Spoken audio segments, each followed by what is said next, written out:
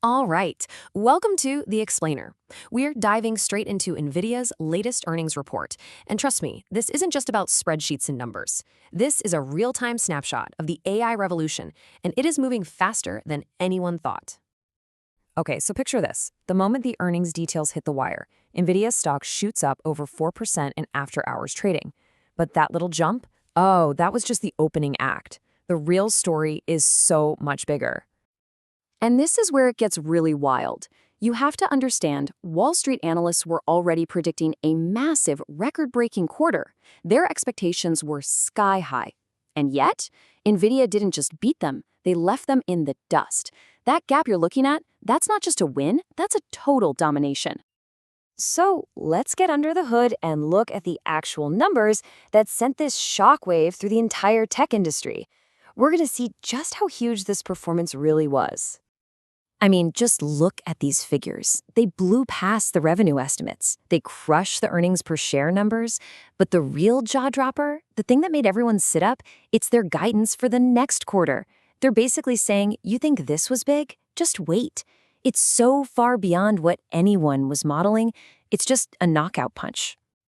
So how in the world are they doing this? Where is all of this unbelievable growth actually coming from? Well, it all boils down to one single absolute powerhouse of a division, their AI data center business. This thing is the engine of the whole operation.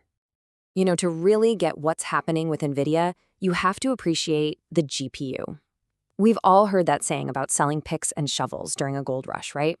Well, these chips, these GPUs, they are literally the picks and shovels for the AI gold rush. You cannot build a serious AI model without them. It's that simple. And what does being the sole supplier of picks and shovels get you?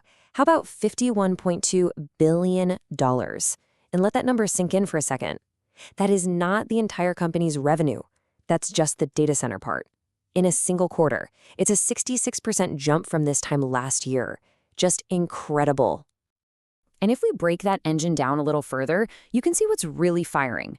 $43 billion of that comes straight from the AI chips themselves, and that other $8.2 billion, that's all the high-speed networking gear you need to link thousands of these chips together to create one giant cohesive superbrain. Now, of course, with numbers like these, you hear the whispers. Is this an AI bubble? Well, CEO Jensen Huang tackled that question head-on. He basically told the world, look, from where we're sitting, this isn't hype. This demand is real, and it's fundamental. But here's the thing. As absolutely dominant as the AI story is, it's not the only story. Let's take a quick look at the other parts of NVIDIA's business because they show a company that is just firing on all cylinders. I mean, remember when NVIDIA was just the gaming card company? A lot of us do. Well, that part of the business is still a monster, up 30%.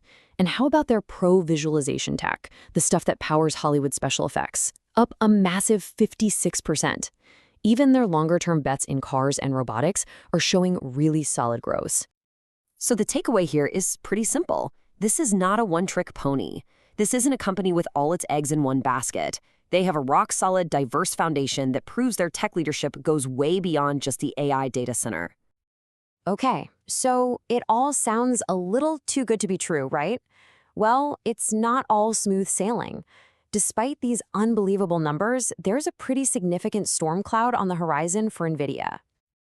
And yeah, that brings us to the elephant in the room. We have to talk about China. It is a super complex situation, and frankly, it has the entire industry watching very, very closely. So here's the deal, in a nutshell. U.S. export rules mean NVIDIA can't sell its best, most powerful chips to China. So they created a different, less powerful chip called the H20 just for that market.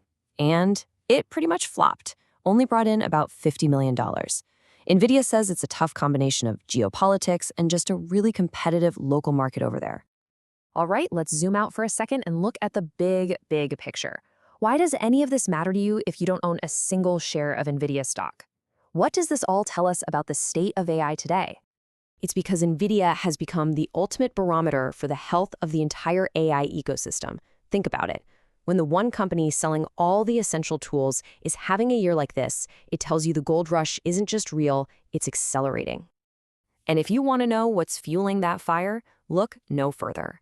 The biggest tech companies on the planet, we're talking Microsoft, Amazon, Google, Meta, they're on track to spend a combined $380 billion this year just on building out their AI infrastructure.